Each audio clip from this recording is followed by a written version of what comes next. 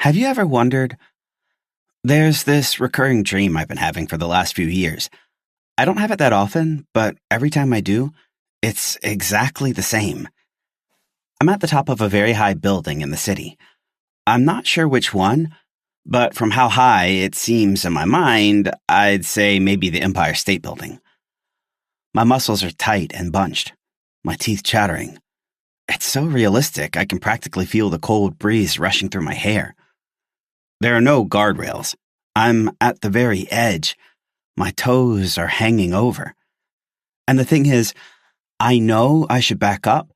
I know I should do everything in my power to launch myself backward, away from sudden death.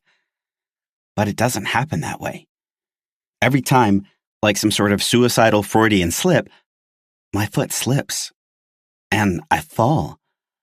I'm falling and falling, but not fast. It's slow. Suspended in the air, I float past each of the building's windows. Birds fly by as I spot people inside, going about their business. Sometimes I recognize them. Mom is usually in there. She looks up and sees me levitating outside her window, and she smiles, which always twists my stomach into knots. She looks happy, and I think it's because she doesn't know the truth.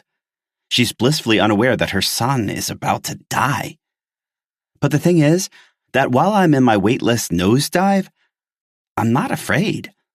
The thrill of descent takes over, hypnotic reverie bringing me not to death, but to life. I always wake up before I hit the ethereal ground, shooting upright in bed with that eerie sensation that you've literally been hovering in the air, and when your consciousness snaps back into place, you actually crash back down onto the mattress. I used to think it was aliens abducting me in my sleep, or the programming of my simulation. Could be true. But maybe it's more like a bridge, or a gateway, a door left open by the mind's eye. And no matter how scary it can be at first, I just can't help but wonder how it truly feels to fall from up high.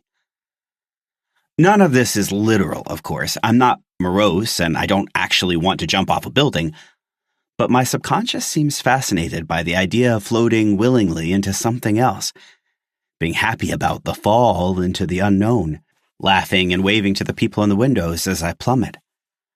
I know what you're thinking. This dude sounds high as fuck.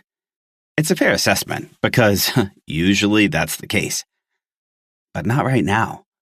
In fact, I'm currently itching to get home so I can smoky smoke and erase the memories of yet another stressful day in high school. It's been 3 months, and I'm still getting used to this place. But to be fair, high school in Brooklyn wasn't exactly my favorite either. 3 months ago, my lovely mother and I relocated from the city we called home to a cozy part of the historical Northeast you may have heard of. Boston.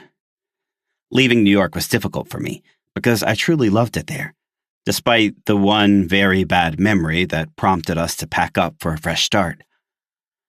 Brooklyn had been Mom's and my home for my entire life, and more than half of hers.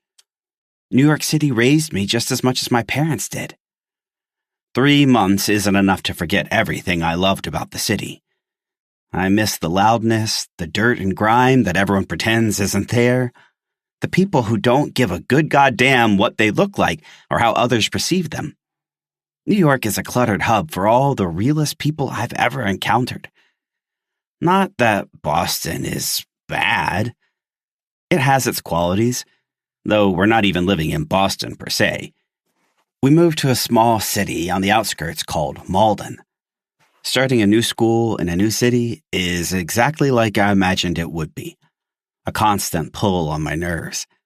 Between getting used to Boston and all of its little quirks that make it vastly different from New York, settling into the groove of sophomore year while attempting to make friends and keep up on schoolwork that doesn't interest me in the slightest, it's been a hectic few months. But I'm managing. Mainly because I met a kid named Kyle who sells me weed.